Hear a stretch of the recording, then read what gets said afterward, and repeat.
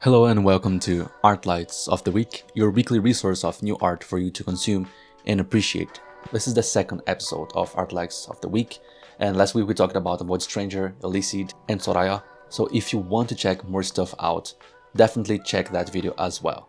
My name is Titi, and today we'll be talking about a weirdly fun animation channel, a painter and sculptor whose art I'm pretty sure you've seen but whose name you don't know probably, and an experimental horror film that most people have heard of but that few have actually watched. And all cool, I'll make sure to show and talk about these things just enough to make you interested in them without spoiling the fun. So if you feel inspired by my recommendations, I highly advise you to take some time and check them out thoroughly. Links to their main pages are on the video's description, so without further ado, let's do it. Sometimes I really gotta thank the YouTube algorithm for bringing in such gems. Bassetfilms is one of those channels that you don't really know what to expect from. If you take a look at their feed, you won't find too much thematic correlation between the videos. However, the more you watch them, the more you understand what this is all about, and the wackiness that links them is really fun to see. Sometimes when I finished watching one of their videos, I was left wondering what I even watched. To be honest, the plot of the animations is way closer to nonsense than anything else, and I love it, because it fits so well with the kind of wacky atmosphere they're clearly going for. It's genuinely the kind of thing that would randomly pop up in one of my dreams, and yeah, I'm a big fan of this feeling. If I were to recommend a specific video to start watching, I think the Apple incident summarizes pretty well what you're going for in this channel. And if you feel it gives off a little smiling friends vibe, yeah, I think that too. And that's a hell of a compliment. And as far as I'm concerned, they do it all by themselves. Not only the animation, but sound design, voicing, and music. Which becomes only more surprising when you realize they actually have songs on Spotify. I haven't listened to these yet, but I'm definitely taking some time to listen to them, and I'm sure it's gonna be as good as their animations. Before we continue, I just want to thank you all for trusting my taste in art, and if this is interesting to you so far, consider liking this video and subscribing to my channel so more people can have access to more great art like these. Also drop a comment below with stuff that you would recommend me to see so I can share your great taste with the world as well. Thanks, and back to the video.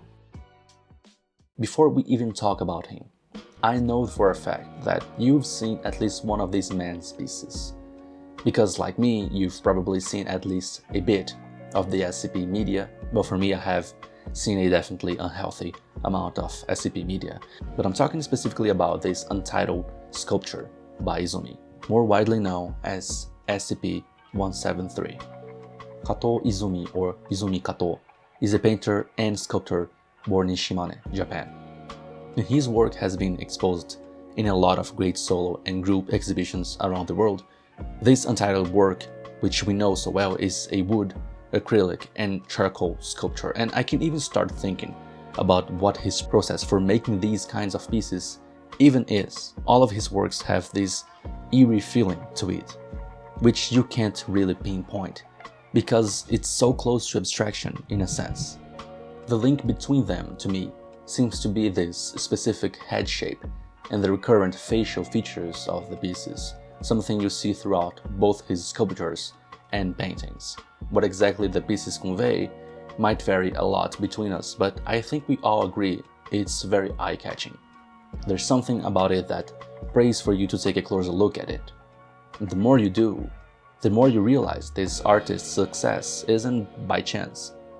He knows exactly what he's doing, and it's a shame not as much people know more of his works besides that untitled one. Just so you know, Begotten is a horror experimental film, so some of the footage displayed in this video will be a little too graphical. I'll put the timestamp for when it ends here, so you can skip it if you want. Begotten isn't a healthy recommendation. If you know it, you probably discovered it in a top 10 unsettling movies list or something, despite the director, Elias Murhage, I believe that's how you pronounce his name, I'm sorry if it's not being as famous. His creation Begotten, written and directed by him, has attained a pretty solid cult status. I believe YouTube itself played a major role into this. Honestly, and if you watch it, it becomes easy to understand why. Begotten is a beast of a film. And I don't even believe talking about its plot is relevant for this video, because there's so much debate about what it really means and what the tropes he used want to convey, that I'd rather focus on the most impactful part of it, which is the filming.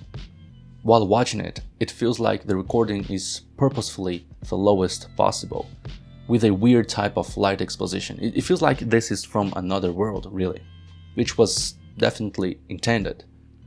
And the way it was done was equally weird.